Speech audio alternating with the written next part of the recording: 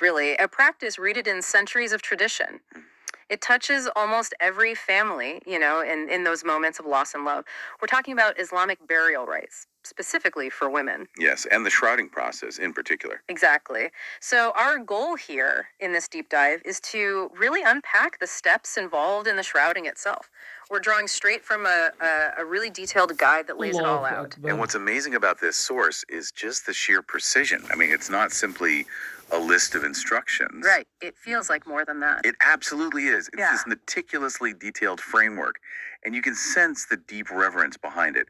Every single action feels prescribed, deliberate. Turning that moment of transition into something else entirely. Exactly, into an act of dignity, of spiritual order. And that order is, well, it's really a cornerstone in Islamic understanding, isn't it? It seems so. Okay, so let's dive right in then.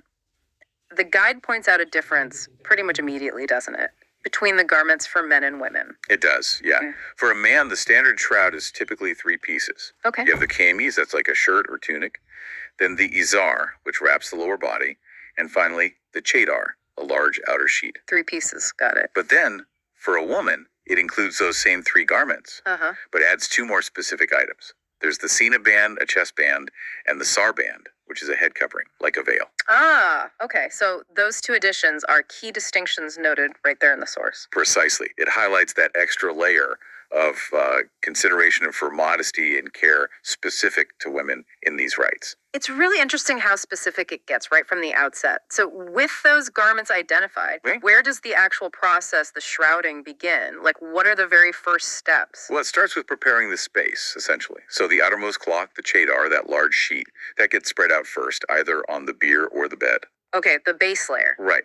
Then directly on top of that, you lay out the izar, the lower body wrap. So now you have 2 layers. Makes sense. Next comes the kwamis, the tunic.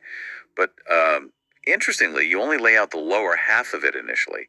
The top part is sort of folded back, placed up towards where the head will eventually rest. Oh, okay. So it's prepositioned almost. Exactly. It's very deliberate, setting everything up to receive the deceased respectfully. It's like creating a sacred kind of envelope.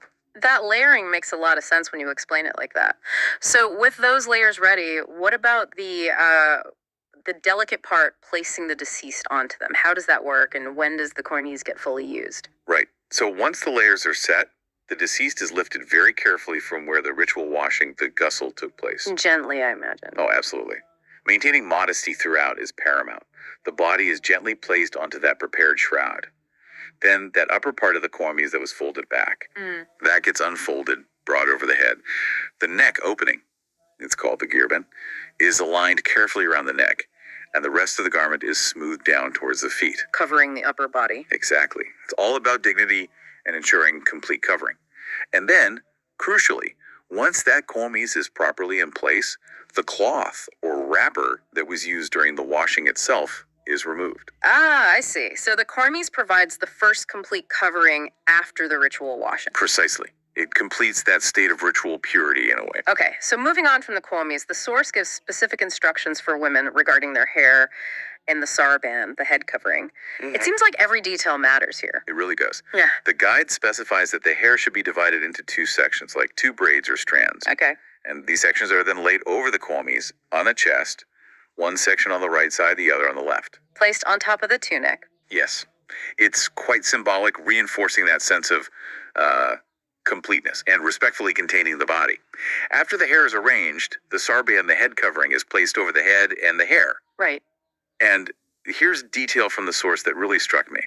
It emphasizes that the sarband should not be tied or wrapped tightly. It's simply draped. Just draped, not secured tightly. That's interesting. A kind of simplicity, maybe? Perhaps. It suggests dignity without constriction, maybe. It's a subtle point, but noted. Okay, so the hair is arranged, the sarband is draped. What's the next step in the wrapping sequence? After the sarband is in place, the next garment is the izar, that lower body wrap we mentioned earlier. Uh-huh. This is then wrapped around the body, and the source is, again, very specific about the order. Let me guess, left then right. You got it. First, the left side is wrapped over the body, and then the right side is wrapped over the left, securing it gently. Okay, izar wrapped, left then right. That brings us to the last 2 pieces, right? The sina band and the final big sheet, the chadar. Correct. The sina band is that chest band. Now, is there flexibility with that one? It's placement. Yes, actually. This is one area where the source mentions a bit of practical leeway. The Cena band is tied to secure the chest area over the shroud, Okay. but it says it's permissible to tie it either after placing the sarband but before you wrap the izar, or you can actually tie it as the very last step over all the other cloths. Ah, so on top of everything. Interesting. Provides a bit of adaptability.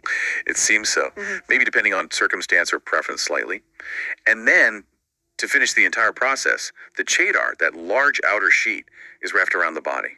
And I assume left side, then right side again? Exactly. Same procedure. Wrap the left side first and wrap the right side over it, and that completes the full shrouding. Wow. This deep dive really has, it's laid out the incredible level of detail, the intricacy, and just the profound care in these burial rites for women. Just as the source described, it's so much more than just following steps. It's a whole structured sequence, isn't it? Every fold, every placement seems so incredibly purposeful. It really is. And what strikes me is how these precise actions, they really do highlight deep cultural, deep spiritual values. Like respect and dignity. Absolutely. Respect, dignity, and this profound sense of order, especially in such a significant moment of transition. It's not just a physical act, it's about preparing the deceased with care, with devotion for what comes next. Yeah. It's quite moving when you understand the layers of meaning. It is. And, as you reflect on this, maybe consider that universal human need we all have for structure, for ritual, especially in those big life events like loss.